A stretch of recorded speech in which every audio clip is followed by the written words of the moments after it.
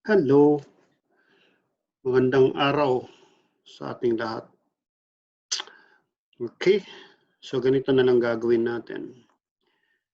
So, mag-install kayo ng ASAP utilities, which is actually kailangan natin, especially doon sa mga QS, document controller, planning engineers, whatever. Kahit sino pwedeng gumamit nito. So, ang gagawin lang natin is talagang napakalaking tulong nito, which is itong ASAP utilities. Alam ko may mga gumagamit na nito, pero baka meron pang iba dyan sa inyo na hindi nakakaalam hanggang ngayon. Ang ASAP utilities ay napakadali at napaka-friendly user siya. At kailangan natin ito, hindi lang sa mga planners, sa lahat ng mga office works. Kasi alam naman natin ang Excel ay napaka gandang software at kahit sino pwedeng gumamit nito at marunong mag-operate nito. So ganito na lang gagawin natin. So dito sa new tab, type lang natin yung ASAP utilities. Meron tayong ASAP utilities dyan. So dito sa may ASAP utilities, click lang natin ito. Ito yung kagandahan ngayon sa ASAP utilities. Meron siyang bagong tinatawag na software which is actually pwedeng i-download kahit may admin rights yung computer nyo. So ibig sabihin, katulad ng computer, kung may admin rights, pwede ko pa rin i-download at pwede ko siyang install. Kapag ka-install natin ito, okay, hindi na niya kailangan ng ng password para ma-install natin siya. So ang gagawin natin is merong single user setup dito. Ito yung can install software yourself. Okay, pag click natin ito, okay, makikita ninyo about this non-admin setup. So just simply select save file. Pag na-select na natin, okay, which is meron na ako, mapapansin niyo dito sa download ko, meron na ako. Naka-download na siya. So, ibig ko lang sabihin is, kailangan natin to, which is talagang napakalaking tulong. Ayan na siya. So, ASAP utilities, setup no admin. Double-click lang ito at makikita ninyo kung gaano siya ka-helpful.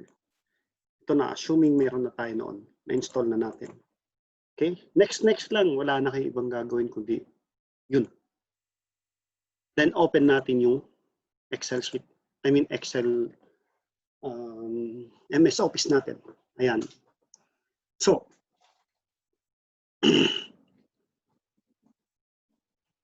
so kung titignan natin, meron na tayo dyan. Ayan o, ASAP utilities. So, may admin rights ito. So, hindi ako pwedeng mag-install na kahit ano man. Kahit anong klaseng software. Kasi nga, kailangan, wala akong privilege. Kailangan yung IT lang na pwedeng mag-install ito. So, bakit ko sinabi ito sa inyo at bakit ko ituturo sa inyo? Kasi napakalaking tulong nito na kahit sino man sa office na nagtatrabaho, kailangan natin. So, paano ba? Ano bang isang malaking bagay? Let's say pupunta tayo muna doon sa DCS, yung Document Control System o di kayo mga ano natin. Even tayo, kapag meron tayong gagawin and then mahilig naman tayo mag-link, di ba? Yung hyperlink na sinasabi natin.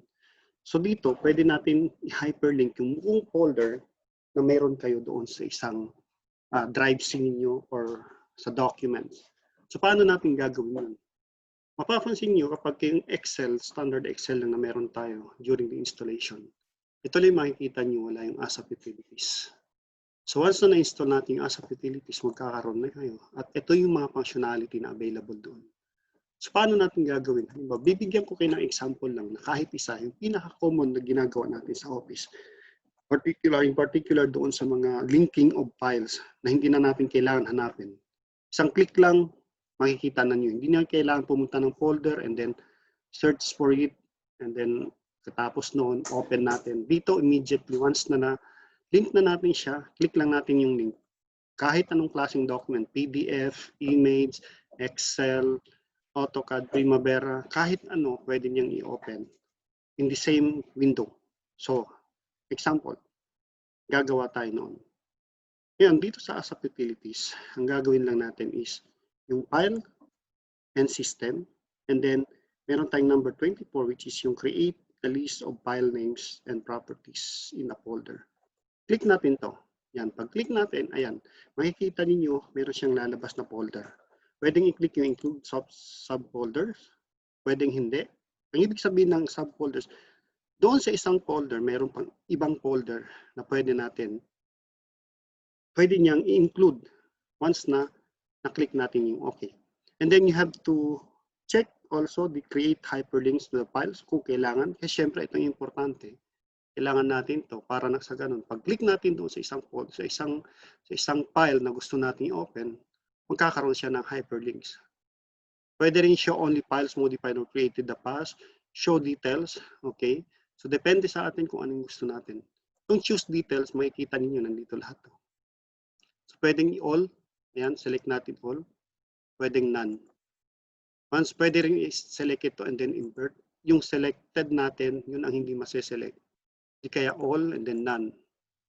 Pwede rin i-okay natin. Okay. So, ngayon, i-select natin yung folder, yung i-browse natin ito. Pag-browse natin, maghahanap kayo ng folder. Which is, ano yung gusto niyo yung folder? Let's say, sa D ako pupunta. And then, meron akong reference. Meron akong ditong all formulated. So, dito sa loob, meron siyang steps. Hindi niyo makikita lahat ng mga files dito kasi folders ang tinitingnan natin dito.